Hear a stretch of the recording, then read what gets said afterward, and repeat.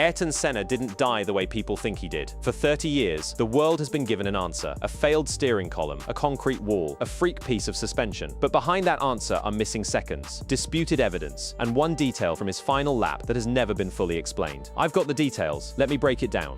The king of speed and his final weekend: 3 world titles, more pole positions than any driver who had ever lived, a whole country that treated his every win like a national holiday. By the start of 1994, Ayrton Senna was not just the best driver on the grid, he was one of the most famous men alive, and in his home country of Brazil, he was something close to a saint. One voice in a later news put his size into the simplest possible terms. 34-year-old Brazilian next to Pelé, in national status in his home country, died. Think about that for a moment. Pelé is a living god in Brazil, and Senna stood shoulder to shoulder with him. But Senna did not get there by playing it safe. He got there because he raced like a man who simply could not accept losing. When a famous interviewer once pushed him hard about all his battles and crashes, Senna did not flinch. He answered with cold, plain facts. Because I'm a driver that won more races than anybody over the past 3 years. To him, this was not bragging. It was just the truth of who he was. And he kept going, right down to the titles that made him a legend. And I'm a driver that won 2 titles in the past 3 years. This was his whole belief about racing, boiled down into one sentence. If a gap opened up, you took it. If you did not, then in his eyes, you were not really a racer at all. And if you no longer go for a gap that exists, you're no longer a racing driver.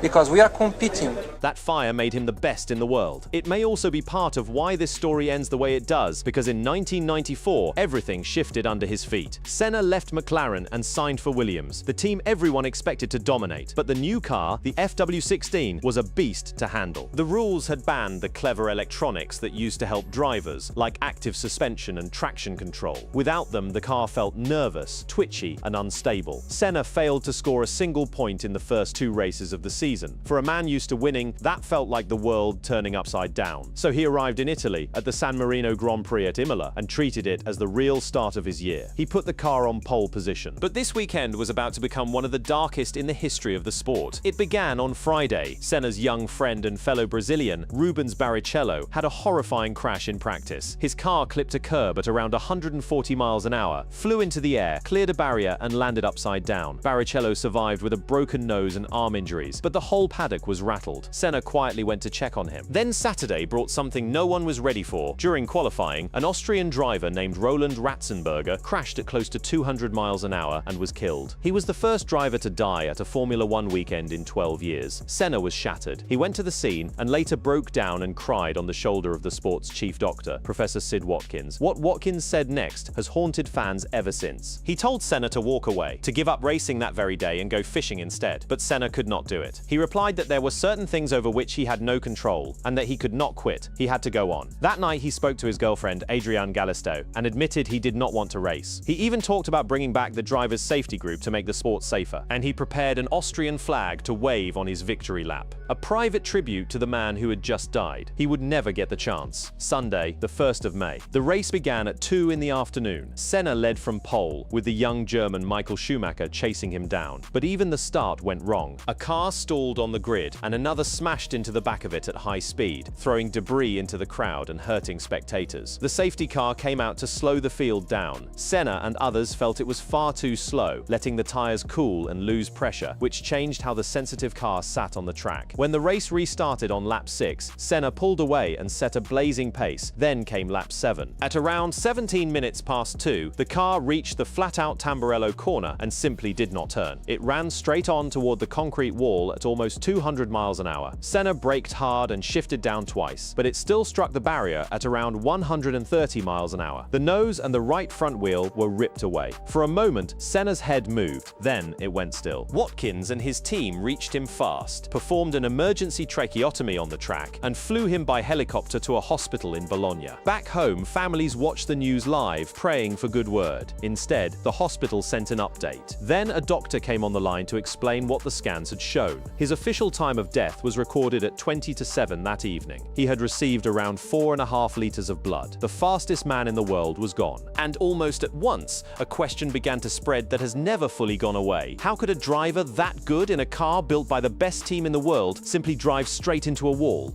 The whispers that would not die The moment Senna died, the search for a reason began, and because so much of it did not add up, people started to wonder if the real story was being hidden from them. These are the things that are said. We are not here to tell you what to believe. We are here to lay it all out so you can decide for yourself. The first and biggest claim is sabotage. Some believe the car was made to fail on purpose. The starting point for this theory is a real thing. Senna had asked for a small change to his steering column because his hands were rubbing against the sides of the cockpit. Instead of building a proper new part, the team cut the existing column, welded in a thinner section of tubing, and put it back together as 3 pieces. Believers say this change was so obviously risky on a safety part that it could not have been an accident. The most extreme versions claim that powerful commercial interests wanted a closer championship and did not want Senna to crush the whole field. Even the car's own designer, Adrian Newey, later admitted in his book that it was a bad piece of design that should never have made it onto the car, though he has always said the column broke as a result of the crash, not as the cause of it. Williams has denied any wrongdoing from the very beginning. The second claim is about missing evidence. Senna's onboard camera feed, shown live to the world, cut out somewhere between 1 second and 1.5 seconds before the impact. The sports boss, Bernie Ecclestone, later said the director simply switched cameras because the empty shot was boring, but critics find that timing very convenient. A Brazilian journalist named Roberto Cabrini got hold of a copy of the tape that ended even earlier than the version later handed to Italian courts. To some people, this looks like a record being trimmed at the exact worst moment. The third claim goes deeper,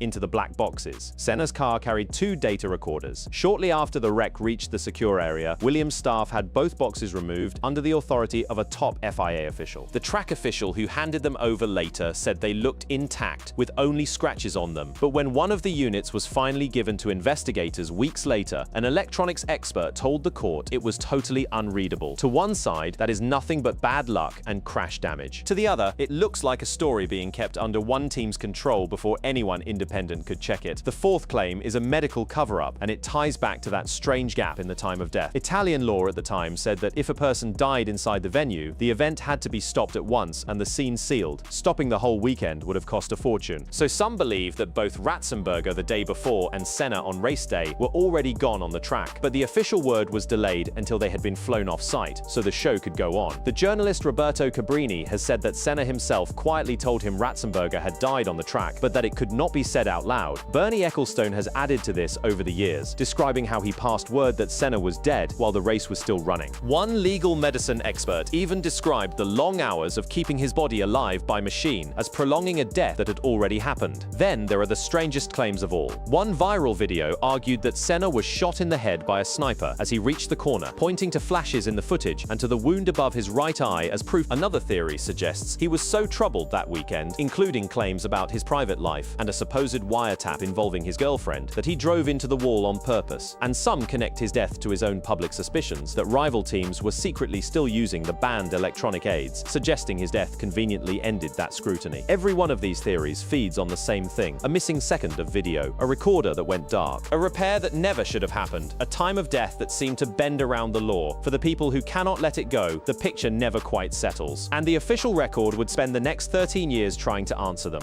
What the record says.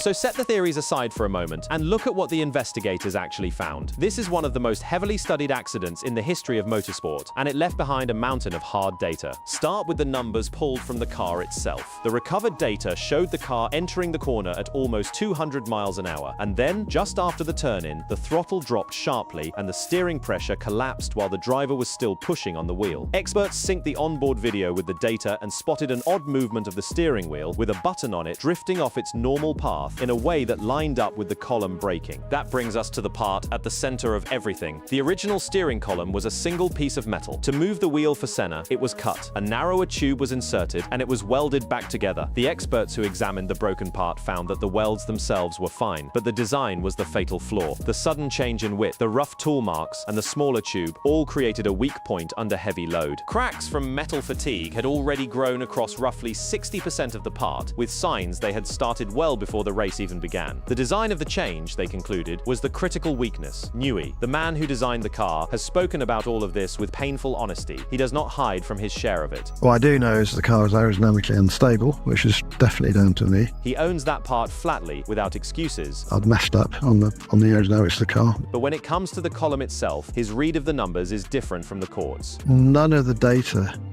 points to the steering column being a problem. What the data did show him, in his telling, was something violent and sudden. What the data does show is that the car snapped sideways And it happened at a place that should never have caused trouble. in a corner that should have been flat. He has even floated another possible cause for that sudden snap. So, I don't know, you can speculate it was a slow puncture. Now, the hardest part, the medical findings. When the car hit the wall, a piece of the right front suspension was thrown up and back, and it went through the visor of Senna's helmet, just above his right eye. It drove his head against the headrest and caused fractures at the base of his skull and the rupture of an artery, with massive bleeding. The doctors concluded his brain death happened at the moment of impact, even though his heart was kept going by machine until that evening. This is also the answer the autopsy gave to that sniper video. The object that pierced the helmet was identified as that suspension part, not a bullet, and no gunshot evidence of any kind was ever found. The rest of his body was largely unharmed. Then came the law, and it dragged on for over a decade. 6 people were put on trial, including Frank Williams, Patrick Head, and Adrian Newey. Newey has spoken about how long that shadow hung over him. We were both